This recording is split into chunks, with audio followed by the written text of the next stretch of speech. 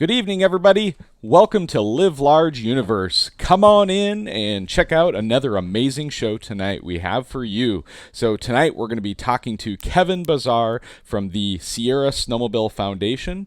You guys can see right here we've got a chance to win a Polaris Chaos Axis 2022 and an opportunity to help Sierra Snowmobile Foundation at the same time. So don't be afraid to get in there. There's a link in the show notes. You can get in on that. We're going to talk in detail about this tonight and what it's all about. But while you're coming in, I see people are live popping in.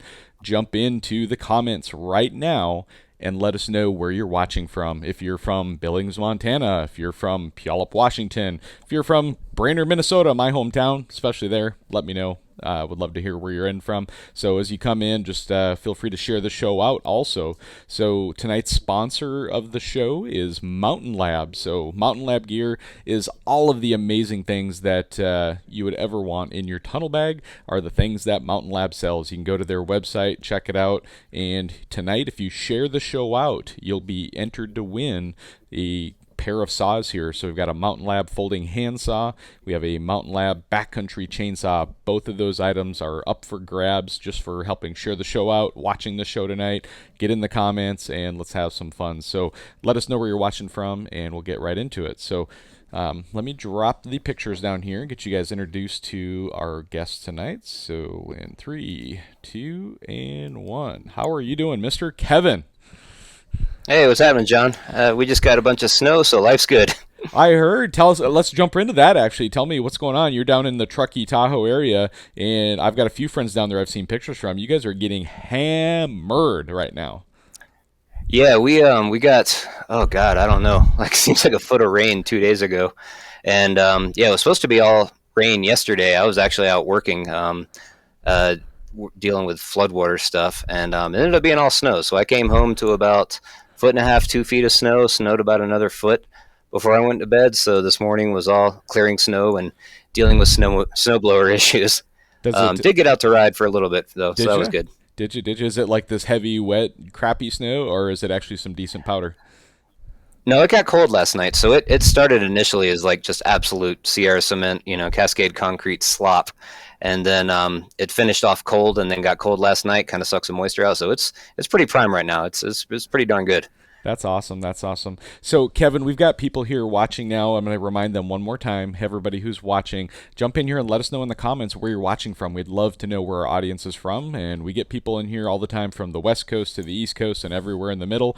Once in a while, we even get another country pop in. Once in a while, we get somebody from Alaska pop in. You never know who's going to be in the audience, and we always like to see who it is. So, jump in there, let us know where you're watching from. And while you're doing that, Kevin, you're going to tell us a little bit about, let's do the headline, the punchline here. You guys are giving away a snowmobile if people donate and enter. So I'm going to actually pop up the picture of what you guys have on your website, and it's covering my face up. So right now people can see your beautiful face and the giveaway sled, the 2022 Polaris Chaos Axis. Tell us about this sled and tell us how people can enter. Well, first off, focus on the sled because this mug ain't nothing to look at. But yeah, we've got through the help of one of our local dealers, Auburn Extreme Power Sports in Auburn, California, which is just down the western slope from Tahoe. A little bit of help from Polaris. We've got a brand new. It's a 2022 Axis 165. Let me get all this right. Yep. So it's got the Velocity shocks. It's got the 3.5 pitch track, the 275 paddles. It's not a Matrix chassis, but if you've ridden one of these things, it's like, the Matrix is legit, but it's not the big step up we were seeing like 10 years ago from model to model, but it's a brand new sled. We've got a sweet wrap on it that we designed with Arctic FX. It's all blacked out, murdered out, looks black and beautiful basically. But yeah, if you can check John's link on the podcast, and he put it up earlier on his Facebook page. I saw to basically enter our sweepstakes, and you can donate as little as $25 up to $1,000, whatever you want, and the number of entries you essentially get from that varies with dollar amount. But yeah, we've given away given away 2 sleds. This will be our 3rd sled we're giving away at this point. And yeah, these people really win these things. We give them away to real people, and they keep in touch, and we go riding with them afterwards. So yeah, help us out. We're trying to keep a bunch of stuff open in California that's under a bit of a new kind of threat. We'll probably get into a little bit later, but yeah, win a sled. Awesome, awesome. Well, let me drop the picture down, and I will join you back on the screen here. So, I've got to let you guys know that I've met. I've never met you in person yet. I don't believe, Kevin, but we've been on the phone a number of times over the last few years, and I have a personal thank you and appreciation for who Kevin is, what he's about, what he's passionate about, because he's one of these guys that he's kind of like myself. He's out there in the world trying to make a difference. One phone call at a time, one email at a time, one initiative at a time. He gets involved in all these organizations that can make a difference. And land access issues is kind of the main topic for tonight. And as recent as just a year or two ago, up here in Washington, we were fighting a land access issue up in the Mazama area, and Kevin actually gave me a call and gave me some advice, and I connected him with some other folks, and some conversations were had, and it all ended well. And I'd like to believe that your advice and your information that you shared with us was a big part of helping us with the success of that. So a lot of gratitude here from me personally. I've seen the work that you do and what you're trying to accomplish, and we want to talk a little bit more about the Sierra Snowmobile Foundation. Tell us a little bit about what the foundation is, how old it is, why it was started. Give us a little background about the Sierra Snowmobile Foundation, please, Kevin. Sure. Well, we're an all volunteer group. There's no paid employees here. We do this out of anxiety, stress, and kind of a calling to sort of protect access of what little bit we have left in California. Honestly, we started in 2018, and it was in direct response to what's going on right now with, up to 7 forests now in California. And Okay. when I say forest, I mean like you guys have like the what is it? It's the Wenatchee up there, the Baker National Forest. There's every area has its own name and its own Yeah. forest. We've got 7 of these down here. Nice. It's the Tahoe National Forest, it's the El Dorado National Forest, it's yada yada. But there's 7 of them that are now picking up sort of these snowmobile specific plans for a reason, and the reason was they were sued by a group from Boise, and it's not looking good. But we kind of saw the writing on the wall where this was going, and our current president had the foresight to realize that we kind of needed to get organized. A bunch of us actually met with an affiliate of Winter Wildlands, a supposedly backcountry ski group here. Yeah.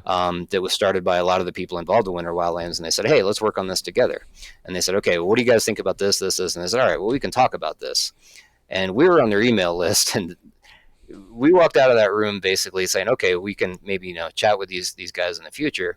And what they really did was they sent out an email saying, "Oh, we've got a bunch of snowmobilers on board with all these new closures," and Wow. so we all, there's about 6 of us, and we all called each other the next day, and I'm like, "Are you seeing this?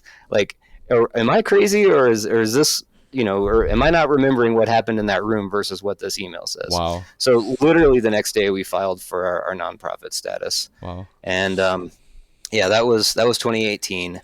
And in the meantime, every one of these forests has had 3 or 4 different in-person meetings, comment periods, which we've done some information sessions on, in local communities, and say, "Hey, here's what's going on.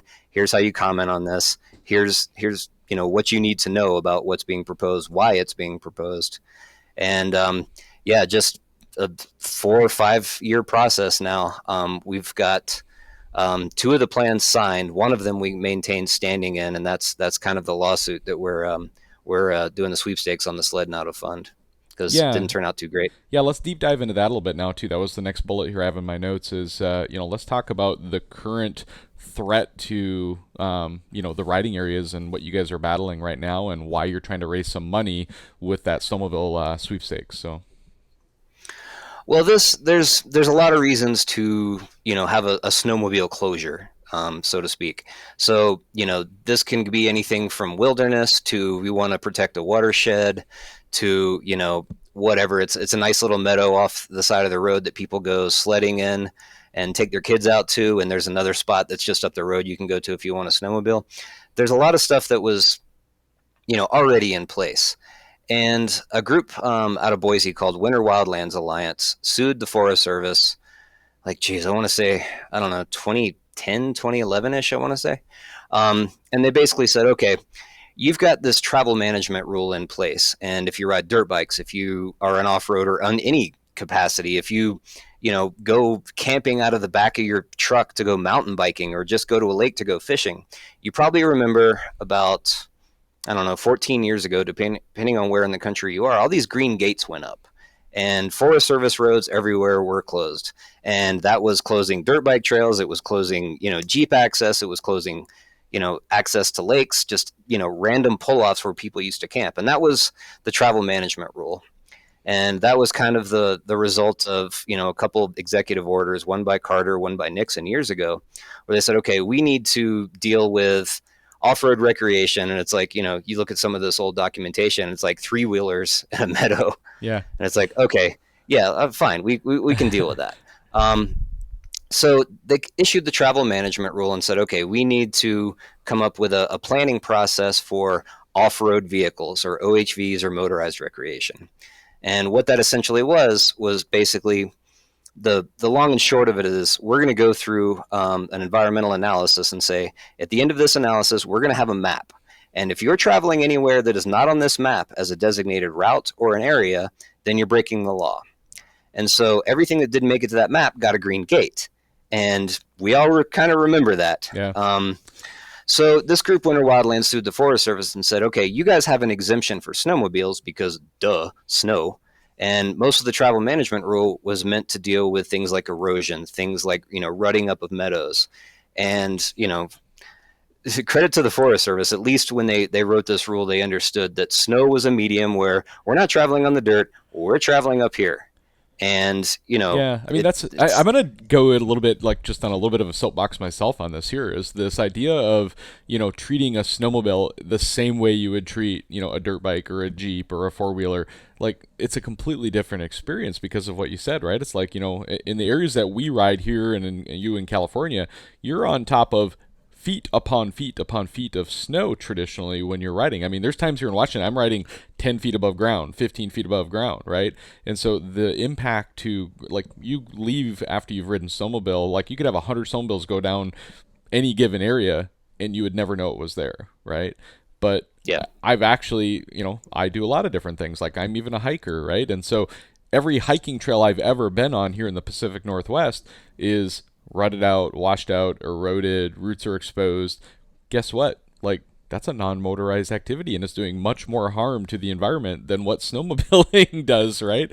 And so this whole concept just blows my mind when people are, trying so hard to remove, motorized recreation from the backcountry, and specifically snowmobiles, who have such a little impact to the environment. So, yeah, I mean, there's two things that you can't really argue on a snowmobile. They're, for the most part, until we get electric sleds, is that they are internal combustion motors. Okay, so there's an exhaust component, and stock. This is one thing that kind of drives me nuts. Is like everyone assumes snowmobiles are loud, and it's like, no, only some snowmobiles are loud. yeah. You take a stock snowmobile off the dealer room floor, you go ride that, even an 850. Or with Polaris' new 900 or some of the turbos, they're actually not that loud. No. And so, we can talk about noise, or we can talk about, a lot of the state regulations that already exist with decibel levels that just don't get enforced. But the point being is this is a bit of insanity, and it was essentially a loophole that brought snowmobiles into this because the Forest Service deemed them or designated them as OHVs. It's similar in Washington. I know it's similar in Oregon, but you register these as an OHV, an off-road vehicle. You get a registration sticker, and that's treated essentially the same as a dirt bike in terms of how it's registered with the agencies. And so the Forest Service gave them the same moniker of OHV. So what this Winter Wildlands group essentially did was they argued the language and said, well, technically these are OHVs and they don't deserve an exemption. And they found a judge in Boise that said, okay, yeah, the word says what it does. We're going to go with the letter of the law, and snowmobiles now need to be included in this. So the same group that sued the Forest Service at large nationally, with another group of old fuddy-duddies here in California, had sued the Forest Service in California. And part of the settlement agreement was that they were going to be the first ones to bring snowmobiles into this travel management analysis. So we are the first. Yeah, good. Congratulations to us. We get to lose, You millions of California acres. people, you just try to be first at everything, don't you? Golly gee whiz. Yeah. We're very fortunate in that regard. But yeah, we kind of saw the writing on the wall. And my background is in chemistry and chemical engineering, and I've worked in environmental science my entire adult and professional lives. Literally since college and grad school. And so I started looking at some of these environmental analysis, and I was just like, you guys got to be kidding me. Like, this is insane. We're losing lands from everything to, there's an endangered species frog that we know for a fact hibernates under at least 2 to 3 feet of dirt, plus, like you said, sometimes, 10, 15, 20 feet of snow. Yeah. And it's not that the most frustrating thing is it's not even that the Forest Service biologists even believe that there's a problem. Yeah. It's that they have this other gigantic environmental group saying, we are concerned about this. And so we're losing stuff just based on kind of this philosophical, comfort level of someone who lives, 4 hours from the mountains because they saw that this is a frog habitat. And it's like, please, just please visit this in the winter. You have no idea what this actually looks like. Exactly. Yeah. Crazy stuff. So you guys, you're dealing with someone who's suing the Forest Service in your area, and the funds that you guys are trying to raise is to, help fund the legal battle from your guys' side, right? Do you want to talk a little bit about what you're trying to coordinate on your side with the funds? Yeah. So in terms of who's suing the Forest Service right now, now it's our turn. Now it's us. Okay. This is the result of some former lawsuits. And sorry if I wasn't clear on that. That was a while ago. But that's the only reason we're doing this. The Forest Service didn't decide just to do this out of the goodness of their hearts or anything. Yeah. So we've went through kind of the same process that we did on a lot of these forests with the Stanislaus. We did a couple information sessions. We did one in Bear Valley for the Californians that may see this. Hopefully you were there. We had our local boy, Chris Johnson, show up and kind of host an event. And we did another one down at a brewery down in Sonora to hit kind of another end of the forest. And we had a lot of people turn out for that. Nice. And so we said, hey, guys, get your comments in. Like, some of you people have lived here your entire lives. And, in some cases, that's, 60, 70 years old for some of these folks. And they know more about these lands than the Forest Service does. Yeah. So we submitted comments. We went to these objection meetings where it's like, okay, the Forest Service says, here's the plan we want to do. Yeah. Give us any final objections to this. And we did that, went to meetings, tried to work with some of these groups. It never works out because the goal is not environmental sanctity. It's to remove snowmobiles. Yep. And they came out with a plan that, one, wasn't part of any of their alternatives, and two, basically does this thing that we've noticed that the Forest Service likes to do out here, which is, we're not going to say that you can't go anywhere where these frogs are. What we're going to do is we're going to kick you out of this area where we think these frogs are, but then not this area where we think these frogs are. Therefore, you can't accuse us of kicking you out everywhere where these frogs are. And it's like, okay, what that really shows me is that you guys have no idea what's actually affecting this species. Because if you did, it'd be one way or the other. Exactly. Instead, you're kind of trying to split the baby. So anyway, they came out with a plan that, what was it? It reduced the entire forest down to, I think we're like 14% of the forest we can snowmobile on now. Wow. Yeah, you look at these areas of what was available and what's there now, and it's like they're literally just stacking us on top of each other. Yeah. So how many years back? Where you're at today versus where you're at, say, 2 years ago versus 5 years ago versus 10 years ago. Like, how much reduction in the riding areas have you seen in California? Call it over the last 10 years. If you need to go to 20 years, go ahead. But 10 years, let's call it, if you have a reference point there. And again, I'm not asking for an exact percentage, but approximately. Yeah, it's the death by 1,000 paper cuts. Yeah, and the funny thing is, so there have been plenty, which should surprise you not at all. And the funny thing is, it's like the same core group of 4 or 5 people that are doing this. Yeah. And they've done this from everything to, we got a petition and got a bunch of people to sign it. So we're going to kick you out of this meadow on a popular mountain pass that's on the northeast side of Tahoe to, we don't think you should be in this other meadow that's out in this gigantic valley that's surrounded by wilderness just because I happen to run a resort there that I want to promote cross-country skiing in. Yeah. So they're around. They are plentiful. They've sometimes come with lawsuits. They've sometimes come with literally just enough people calling the Forest Service and complaining. And plus we had, there was an omnibus bill that Congress put together and was signed in 2010 that was a big wilderness expansion bill as well. And that cut out a huge area. Californians will know this, but you may have heard of Sonora Pass in the Sierra. I've heard somewhere. of it. I've not been there yet. So yeah, it's a really cool area. But and it used to be probably about 4 times bigger than it is now. And to the credit of the folks that were paying attention back then, they actually managed to get it designated as the only one I know about is a national snowmobile recreation area. Very cool. And what that was a response to keep the wilderness expansion from getting a little bit out of hand. Yeah. And so that went into place in 2011. And you should come on down, man. You'd be amazed. It's what's down there. 2 weeks. I'm going to be there. Are you? Yeah, we're coming down in a couple of weeks. So the weekend of the 14th, 14th and 15th, I'm going to be down riding with Kyle and Nina and Scott Sparrow, the whole club. Okay. So you're welcome to join us. We got a small group of about 16 people coming down from Washington, and we're going to be renting I think 3 different townhouses, condos, and we're looking for a good time. So be Friday, we're traveling down on the 13th, and then 14th, 15th, we're riding, and then traveling back home on the 16th. So anybody in California, come on out. Let's go shred some snow together. Oh yeah, I'll take you down to Sonora Pass because not only is it cool to see the area because it's literally on the crest of the Sierras. I want to point out to you some of the things that have been done down there. Gotcha. And the top of that pass, the western side of it is on the Stanislaus National Forest, and part of our lawsuit does involve a spot of that, and I'll show it to you. And I want to explain to you why the Forest Service is closing it, and I just want you to look out in front of you and just tell me, if there any basis in reality of what the Forest Service is closing this for versus what you see with your own eyes. Yeah, no, that's reality isn't important when it comes to the federal government sometimes. So, right? No, it's all about feelings to who gives money to these big environmental groups. Yep, awesome, they just want to feel like they've made a difference. They sure aren't going to go up there and look.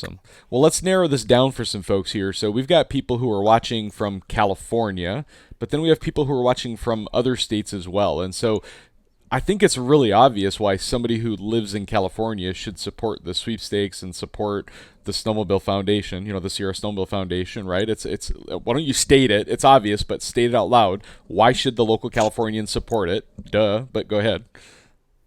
Yeah, I mean, well, we've been from a selfish perspective, we've been busting our butts on this stuff for like 4 or 5 years. Yeah, and there are a lot of people that know what we've been up to because the best way to get anybody's attention and say, hey, we're going to close a bunch more of this thing that you've Bingo. Structured a good part of your life around to access. Yeah. So those folks in the Stanislaus, I mean, honestly, like I really, really, really feel for those folks that live down there on the Western Slope because, I mean, we've got people that have bought their retirement homes because of the snowmobiling. We've got folks like, when Joe Gill lived out here, that was his home. And it was just like that guy had to drive a long way to do that. Absolutely. And, the investments, the keeping crappy sleds running for years and years and years that guy went through.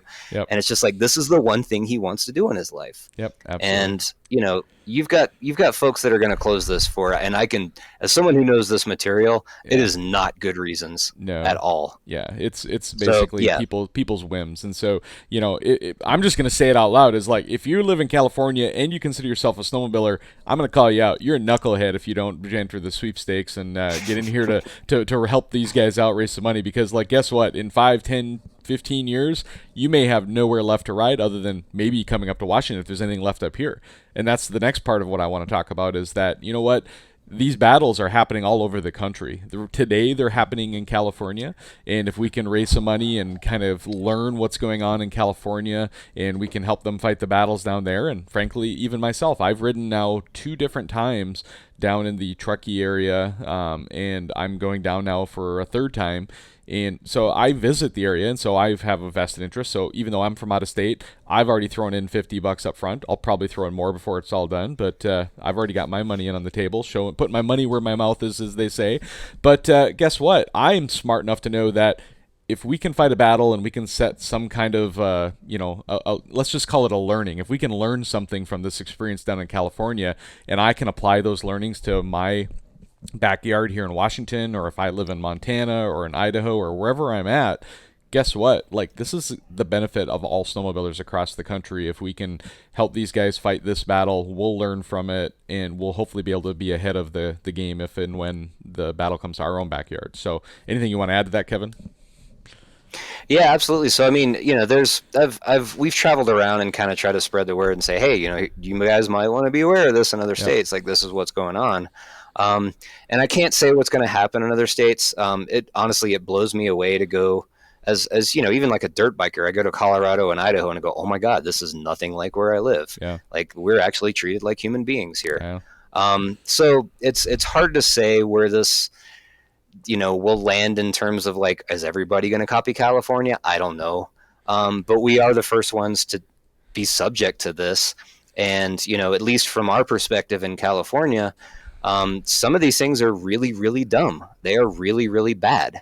And so we're not only trying to stop it here, it's just like, come on, agency, like, if you're going to do an environmental analysis, like, look at data. And so I don't know, maybe it means something down the road for another forest next to the Stanislaus. It's hard to say, but we are the first ones to do this in the country. And this is a national level directive.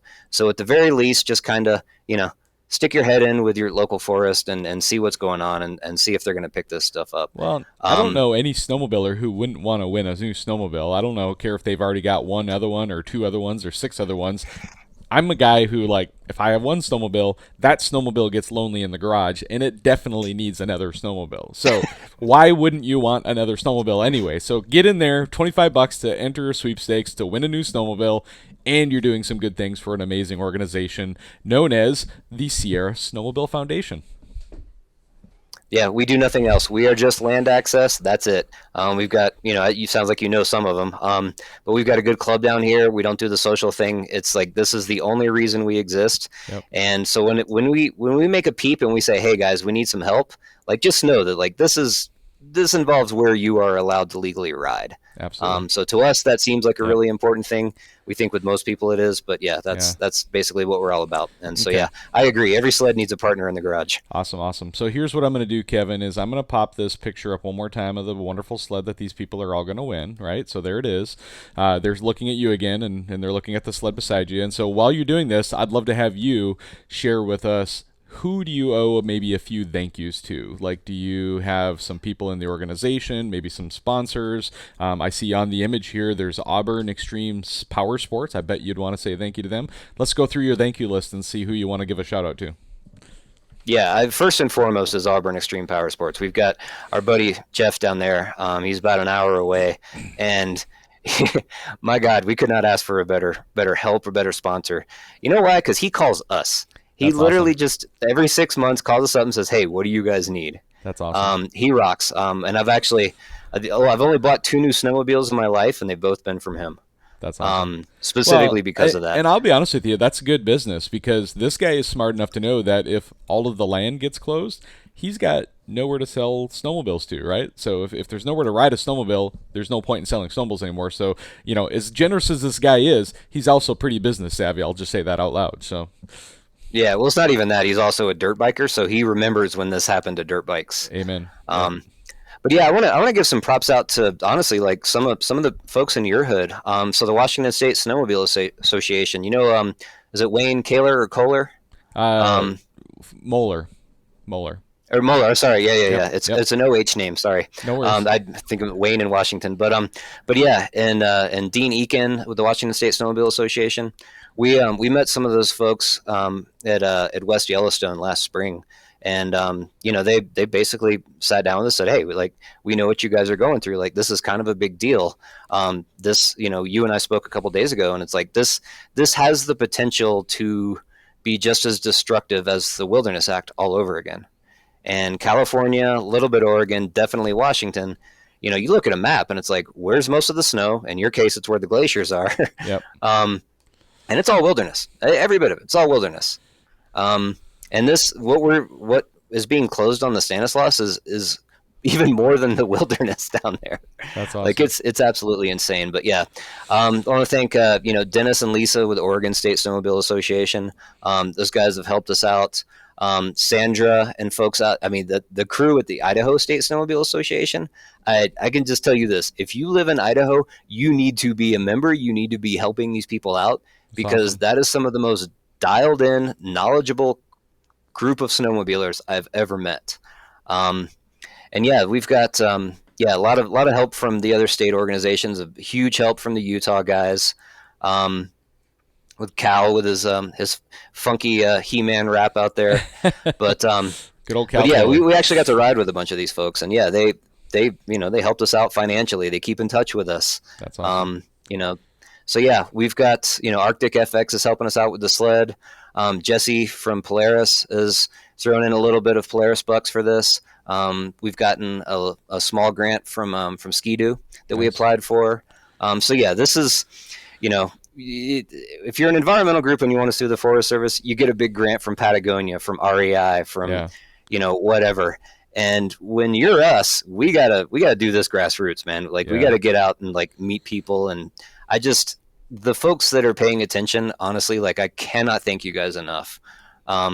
We really have gotten a lot of help over the last couple of years. Everything from 4 or 5 years ago, I was calling up people in other states and said, hey, here's what's going on. How do I deal with this? A lot of good knowledge on how to deal with the Forest Service, how to deal with environmental law, to straight up like helping us financially at this point now with our lawsuit. So nice. Yeah, that's just a few of the names, but I can't go down the list. Like you guys know who you are. Thank you. Absolutely. Absolutely. Well, I'm going to throw in one more on top of this because we have a live comment in here that happened as you were talking is our good buddy, yours as well, Mr. Kyle P. Franklin. He's saying he will donate $100. It says for any donations of $100, he will provide a T-shirt. So one of his Love Your Life T-shirts that he has, that he makes.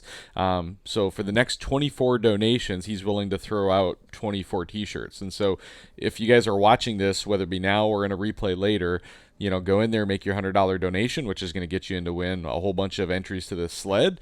You're going to be helping the Sierra Snowmobile Foundation. And if you're one of the first 24, Kyle P. Franklin, if you send him a private message with a screenshot of your donation to validate it or to verify it, he will ship you out a T-shirt. Is that what you wanted, Kyle? I hope so, because that's what I just announced, and that's what's in the notes that you just put out there. So God bless you, Kyle. If not, I apologize in advance, but I know you're probably crazy enough to pull this off. So awesome.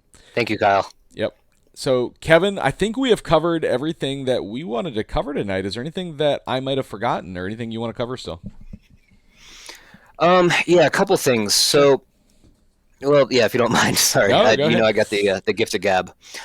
This is being caged, and, as I've done a little myself with like this group Winter Wildlands that is driving this. And I cannot stress this enough.